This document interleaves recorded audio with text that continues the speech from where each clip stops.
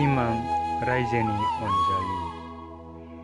मोनाबिलि समनि बालें दैसा जिङाव नोंनि आंनि मोजां मोननायनि बाथ्रा मिथिंगा रायजोनो फोरमायनाय गारबोनाय समनि गोजाम खोथा हायाखै बावगारनो दिनैनि समाव।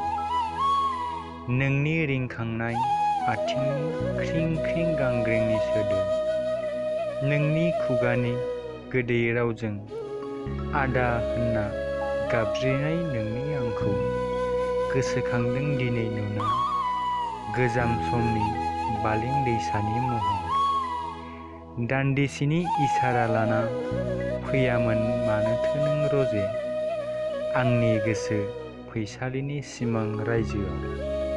साया माया नुबायसै रजे नोंनि गोदै मिनिखैरो मिनिनाय थांहां फैहां मेगननि नोजोराव जेरावखि थाया नोंनि महरा बागदावहोयो सोरनिबा सायखङाव।